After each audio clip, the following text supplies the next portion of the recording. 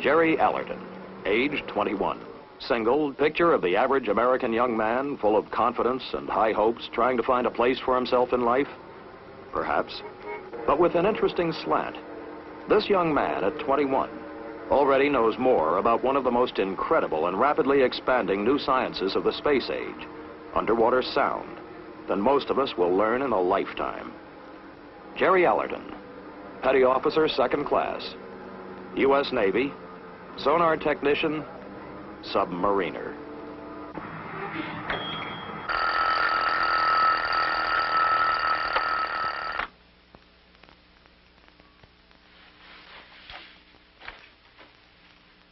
Ted Thatcher, age 31.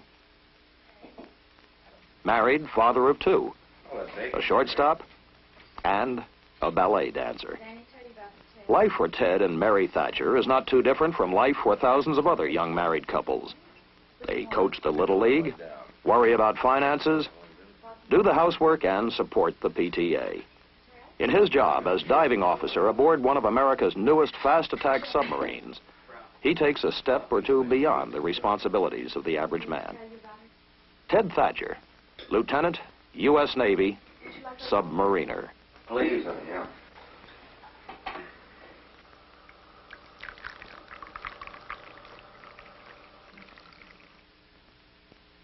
Steve Ferris, age 35, married with 3 children. Again, with interests and concerns like those of husbands and fathers everywhere. But unlike most men of 35, Steve Ferris, graduate of the United States Naval Academy, the U.S. Naval Submarine and Nuclear Power Schools, has a singular responsibility: the complete command of a $30 million fighting machine, a U.S. Navy submarine.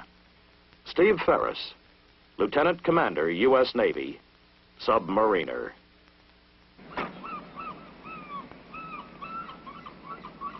Ed Corbin, age? Well, only his wife and the Bureau of Personnel know for sure.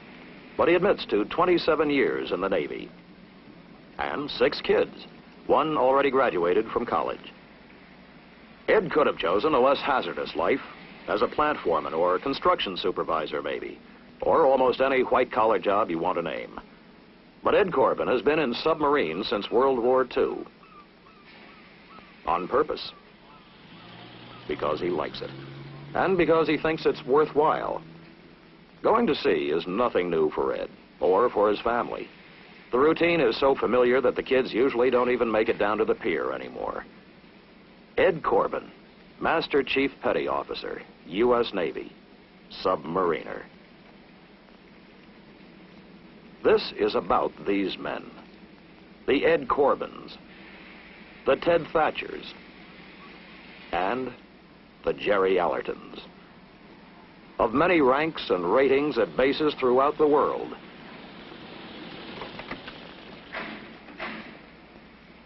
And it is about the Steve Ferrises and those who shoulder the burden of command. It is about the modern United States Navy submarine, an awesome weapon system, a superior fighting machine created out of the expanding knowledge of today's modern technology. But more important, it's about the men upon whom the machine depends, the men who run it, guide it, and make it do its job. For these men represent thousands more around the globe, from Pearl Harbor to Holy Lock, from New London to Sasebo, men who stand literally at the forefront of the free world's defensive strength, the officers and men of the United States Navy Submarine Force.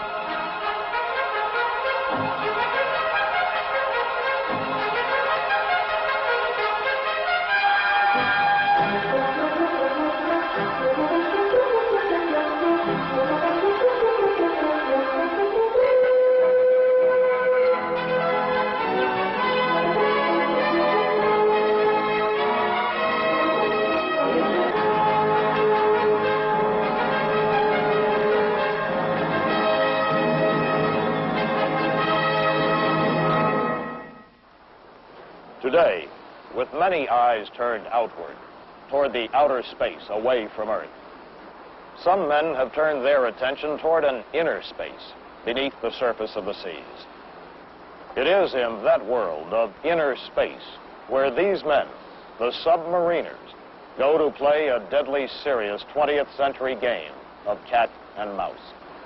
In the years since World War II, the rapid development of underwater technologies has thrust the submarine into the forefront of the naval balance of power. Submarines today are faster, better equipped, and have longer endurance than ever before. The ability of a would-be aggressor to cruise to within a few miles of America's shores makes the unfriendly submarine one of the greatest potential threats to our security. The result has been the establishment of ASW, anti-submarine warfare, as a primary Navy mission, and the development of the U.S. submarine as the primary anti-submarine weapon. You are aboard one of the newest attack submarines in the U.S. Navy. Its assignment? To disappear beneath the surface of the sea, to proceed silently and undetected to its assigned location, and to patrol on station, where it will detect and, if necessary, destroy any unfriendly intruder. This is the new look of ASW. Submarine versus submarine. The quiet, tedious exercise of skill and patience. The solemn game of hide and seek, played out in the silence and the darkness of inner space. Mr. Thatcher, make preparations for diving. Aye, sir. Prepare the bridge for diving. Bridge control. Ship has been rigged for dive. Compensate check fine officer. Bridge aye. Bridge, this is Captain. I have the con. Bridge aye. Clear the bridge. Clear the bridge. Mr. Krieger, sound the diving alarm. Aye, sir. Control con. Dive. Dive. Dive.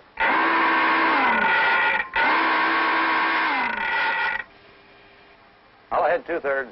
2/3. Bring out the bow plane. Bring out the bow plane. Going in 2/3. Straight board, sir. Straight forward aye. Con control. Straight board. Very well. Make your depth 200 feet. 200 feet aye.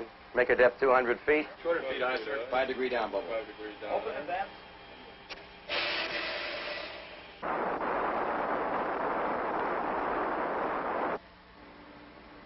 All compartments report condition normal on the dive, sir. Secure the phone. Secure the phones, aye. Secure the phones.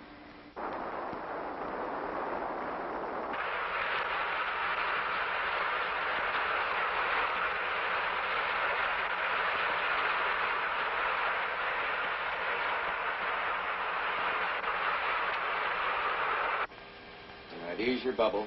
Keep my bubble line. Steady on depth 200. Stay on depth 200 feet, aye, sir. At 200 feet, sir. Aye. Mr. Krieger, take the con. The course is south, speed 3 knots, depth 200 feet. Course south, speed 3 knots, depth 200 feet. I have the con, sir. For all intents and purposes, we have disappeared. Once she descends below the surface, the submarine loses contact with the world above. She is cut off from the familiar means of surface communications by the opaque water around her. But that's the way the submarine wants it. For of all her weapons, the greatest is her stealth, her invisibility, her ability to move undetected wherever she wishes, extending naval power even into enemy-controlled waters, where air and surface forces cannot retain control. One invention has had a special role in vastly improving the submarine's underwater capability.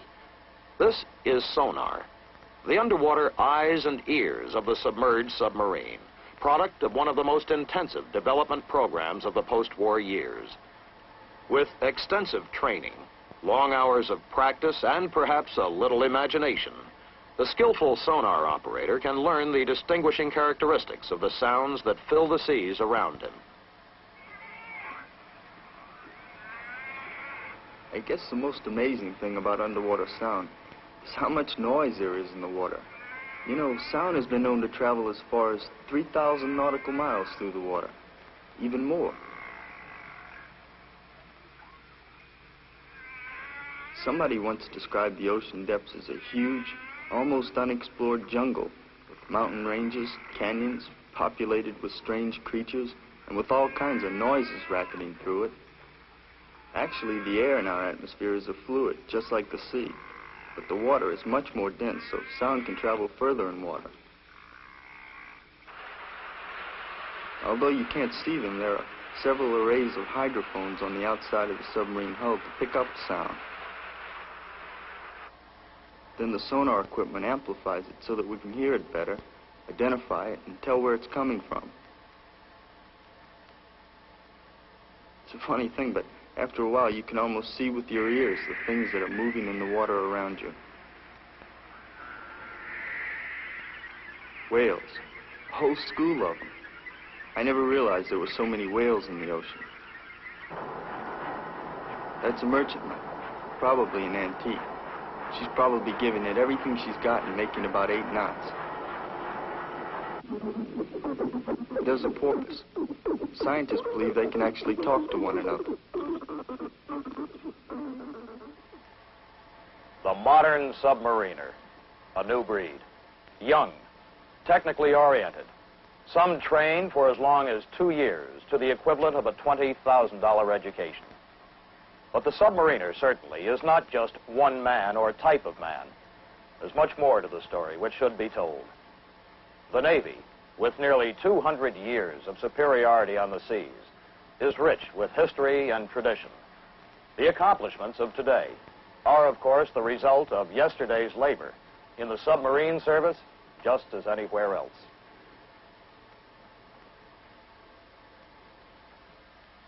I can remember when I was a little kid, seeing movies of the USS Holland, first submarine ever commissioned by the U.S. Navy. I remember my father said, you wouldn't be able to pay him enough to get him down in a thing like that. A man named John Holland built it and proved it really worked. They could even get a torpedo inside of it. From 1900 to 1914, 25 submersibles were accepted by the Navy. They carried only a handful of men and cruising ranges were limited. But most people didn't really consider the submarine a serious military threat until the First World War. German U-boats proved that the submarine was a deadly killer and revolutionized naval warfare. America went to work after that. The L boats, O, R, and the S boats. But the big advance came in the World War II fleet-type submarine. She was 320 feet long, faster and had greater endurance than any other sub in the world. My first 2 subs were fleet types in the Pacific, where the submarine force piled up a record number of kills against enemy shipping. Well, we thought then that the fleet type was the last word. And of course, that was, let's see, 24 years ago. None of us could have realized then how incredible the changes of the next 20 years would be.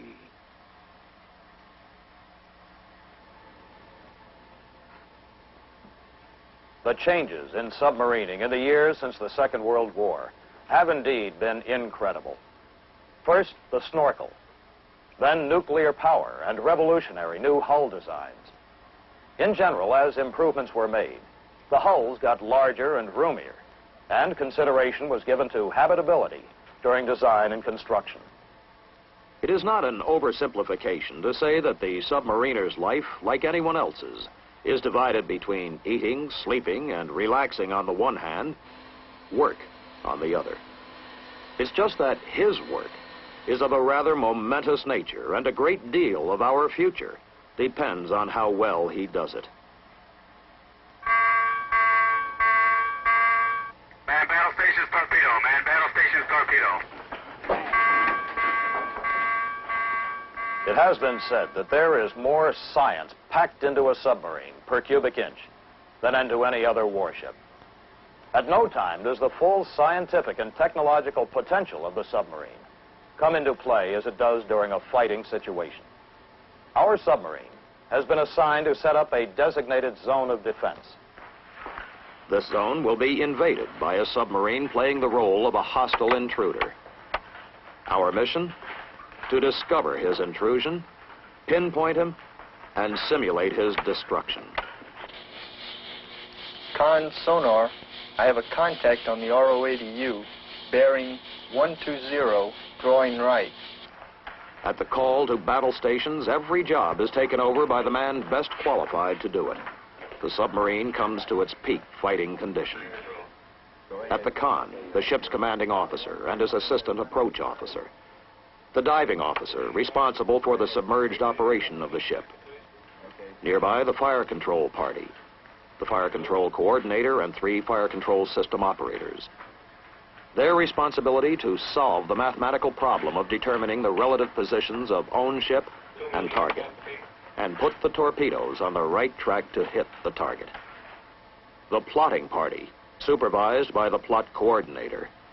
Information received from sonar is applied to different plotting techniques in a multiple attempt to get an accurate solution of the target's course, range, and speed. Below in the torpedo room, weapons system personnel man their stations and prepare to ready the designated weapons for firing. The indicators on the weapon monitor panel keep the operator and the torpedo tube captains informed of the status of the entire fire control system and what is taking place above in the attack center. Con sonar, I now hold target bearing 125 in audible contact, evaluated as possible snorkeling submarine, designated Sierra 10. Very well, sonar. Send bearings every minute and report when you can hold them in ATF. Sonar I, contact Sierra 10, now bearing 127 and closing. Make ready Mark 370 torpedoes in tubes 1 through 4. Aye, sir. Tubes forward, con. Make ready for Mark 370 torpedoes in tubes 1 through 4. Con attack. Mark 370 torpedoes are loaded in tubes 1 through 4. Con sonar, contact Sierra 10, bearing 129. Evaluated as definite snorkeling submarine. Am tracking in ATF. Very well, sonar. Get a turn count on the contact. Sonar I. Plot. We'll make an approach against contact Sierra 10 bearing 130. He is a snorkeling submarine. I intend to fire 2 Mark 370 torpedoes. The tactics of a submarine attack are divided into 3 phases: contact, approach, and attack. The first phase is now complete. Already, we know quite a bit about our adversary. He is a diesel-electric powered boat, capable of running submerged on his batteries even more quietly than a nuclear sub. But his batteries eventually run down. He has been forced to come to surface to suck in air through his snorkel, to run his diesel motors and charge his batteries.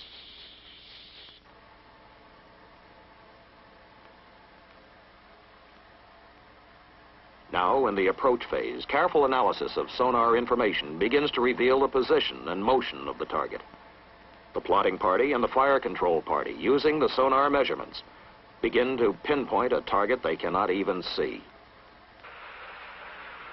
Slowly, as we move closer and closer to the target, the information is modified, refined, becomes more and more exact. As the solution begins to look good, the final settings are made in the torpedoes. Set medium speed, normal search pattern with running depth 60 feet. And the tubes are made ready for launching.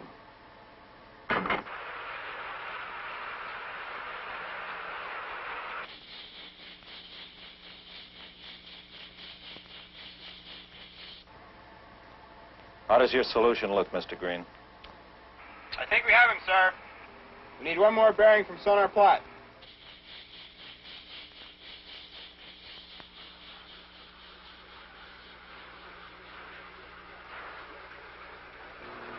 Con sonar, contact has secured snorkeling.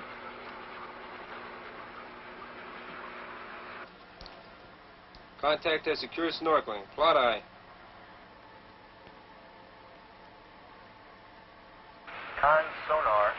contact is cavitating. Sounds like he's going deep.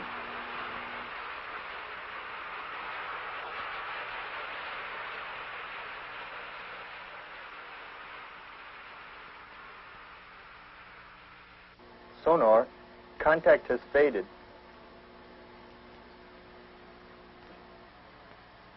Sonar, shift to manual tracking and search 30 degrees around last contact. Sonar I.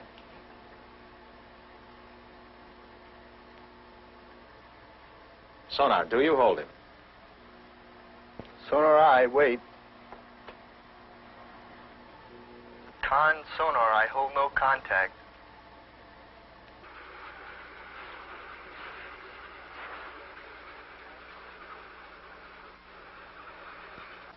Sonar holds no contact. Plot I. All stop. Rig ship for ultra quiet. Aye, sir. All stop. Second condition, ultra quiet. All stop I. All stop. All stop. Answers all stop. Mr. Krieger, take the con. I'm going below. Aye, sir. Aye, the con.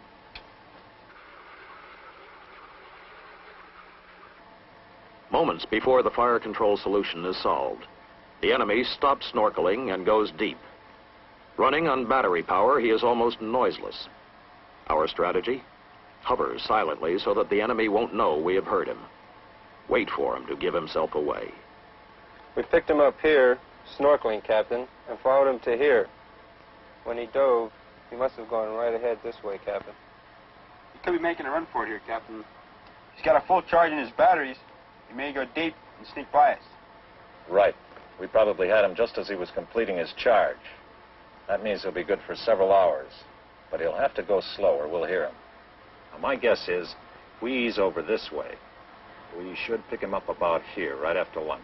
Yes, sir.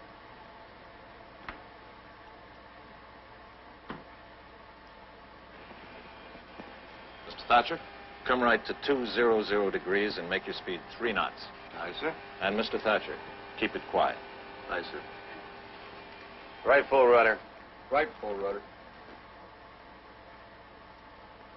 The rudder's right full. Maneuvering control. Increase turn slowly to 3 knots. Increase turn slowly to 3 knots. Maneuvering I. Steady up on course 200. Steady course 200, helm I. And now, what is the hardest part of all for some? The waiting. The careful, stealthy moving silently toward where the target possibly may be.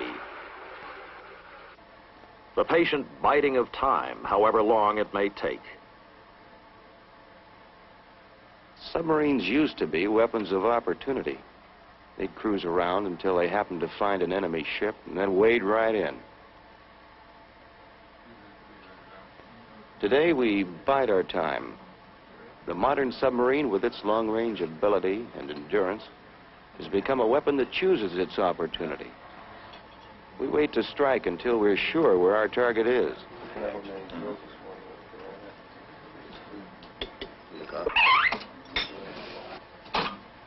Captain, pass the word to man battle stations. I have him again. Snorkeling. Same contact we had this morning. Let's get him this time.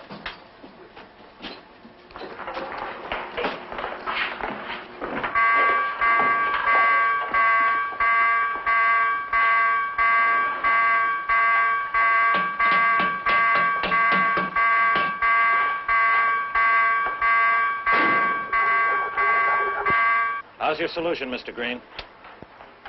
Looks good, sir. All tubes ready in our respects. Match sonar bearings and shoot. Set. Shoot. Fire one.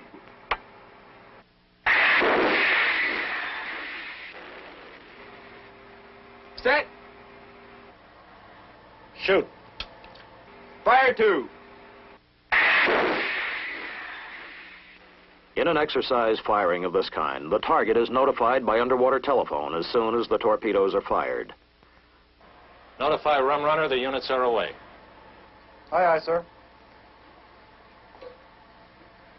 Rum Runner, Run Runner.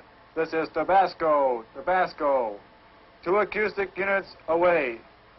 Time, 1240 hours. Out.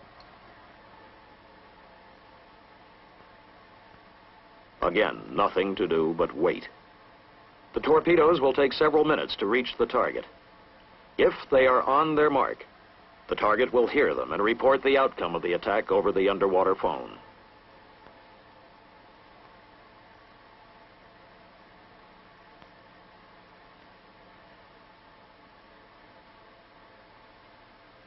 Tabasco, Tabasco, this is Rum Runner, Rum Runner.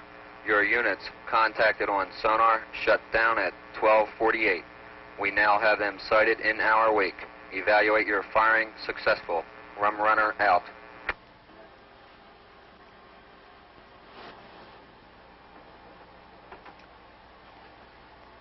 For these men, the successful completion of this mission, even though it was just an exercise, is of most critical importance. For they are practicing the skills they may someday be called upon to use in earnest, skills upon which a great deal may depend.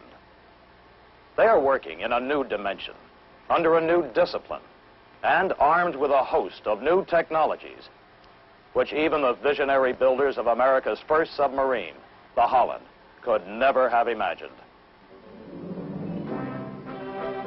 Nuclear power, revolutionizer of naval strategy, giving birth to what had never been possible before, a true submarine, and the accessories which interlock to make the modern nuclear submarine the finest and most sophisticated weapon system in the fleet, the newest and finest sonar equipment, fire control systems computerized and automated, plus the silent propulsion systems and hydrodynamically streamlined new hull shapes, which provide stealth, speed, and maneuverability. And yet, it is important to remember, in all the sweep of technological advance which has brought these mechanical achievements into existence, that none of it can function without the man. The basic element of military capability, said a prominent naval officer, is man, individual man, with his personal dignity and his pride. No matter what machines, what weapons evolve, they will be the product of man. Man will maintain them, and above all, man must control them. Today, a new breed of forward-thinking men maintain that control over one of the most powerful and sophisticated weapon systems, which stands in defense of the free world. They are the Submariners.